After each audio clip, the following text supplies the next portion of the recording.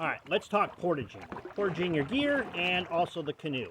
So first of all, what is a portage? Understand that a portage is a French term, and it refers to the foot trail connecting a lake to a lake. Boundary Waters has thousands of lakes, and many of them are connected with either streams that you can paddle from one lake to another or footpaths through the woods. So you can literally do a huge snaking route, come back a different one, wind up where you're at. Last year on my 21-day solo trip, I think I did 33 lakes total, which is pretty cool being able to explore all that way. So, but portaging is not fun, getting all your gear from one lake to another, but it's kind of like, well, if the lakes are the highways, the portages are just a toll booth. It's just a toll that you have to pay. How big a toll that you pay, and effort and butt pain, depends on you and how you pack your gear, okay?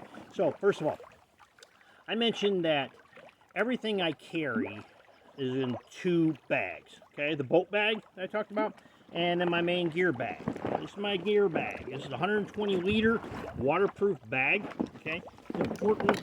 It's got a good shoulder strap system with a chest strap on it and a waist belt. This basically becomes your heavy backpack with all your gear, okay? It's waterproof in that you put all your gear in, you fold and you roll it up at the top, and then you go ahead and clip it. Not only is it waterproof, keep the water out, but if you happen to capsize, this thing will actually turn into a giant floating lifeboat. Okay, life jacket, whatever you want to call it, you're going to float on the surface if you make sure you don't have any holes in it. Okay, so next thing you need to know is how portages are measured. A portage is measured in rods, another French term coming from the Voyager era, in which a rod is equivalent to, I think, 16 and a half feet. Rule of thumb is basically, for me, 300 rods equals a mile. Okay, here in Boundary Waters, most portages are between 80 to 200 rods or so. Okay, but let's say you have a 300 rod portage. It's a mile. That's a long hike to carry a canoe, a big yellow 18-foot hat on your head. Carry it a mile. Okay, so there are single, double, and triple portages. A single portage is simply where you walk that trail, mile-long trail, once, a single time. You're carrying the boat on your head, all the gear in the bag on your back. Most people either aren't minimalist enough or bring enough gear where they have to do a double portage. That includes me, okay? So a double portage is where you stop at the one lake, you carry your canoe on that mile-long trail, drop it, walk back without carrying any gear, which is nice. It's a nice break. You can look up, see the trees and everything like a nature hike. Pick up the rest of your gear and walk that mile again. So that mile-long portage, because you had to go there once, 1 mile, 2 miles back, 3 miles, that 1 mile portage has just become a 3-mile portage, okay?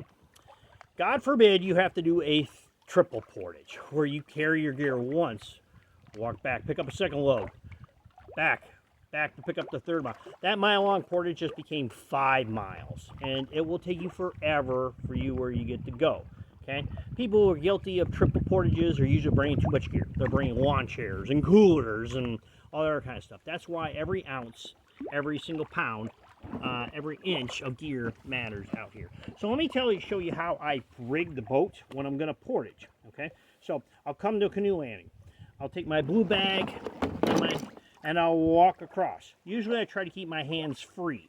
Okay, I don't want stuff in my hands, because if I want to slap away a mosquito, if I've got both hands through, you sound like a bear if you're trying to huff, trying to blow the bugs away, and you feel ridiculous. So you want to try to strap as much gear inside the boat as possible. So here's what mine usually looks like. Okay. First of all, this green bag here, it's called a thwart bag. I'm not sure if I'm pronouncing it right. But that holds all my fishing gear that I need accessible all the time. Okay, so I got my needle-nose pliers, my measuring tape, my steel glove for pike, what have you. I got my pin-on compass, nice and handy so I can see it. These are my rod holders. The rod holders just lock in there, and I'll keep the portage in there. Check out the fishing rods. Okay, I've got the fishing rods with these little guy wire ties, gear ties, into the bottom of the boat. Okay, this is the yoke. Okay, a single person will have this yoke single person solo canoe, which these just unspin and you're able to remove the yoke, and I'll show you that in a minute. This is my seat. I'll show you that in a sec, but it folds down. I slide the net up here. Sometimes I'll put it underneath this bar and then I'll just gear tie in place. Again, I'm not having to carry a net through the woods. Okay, so if I remove the gear tie,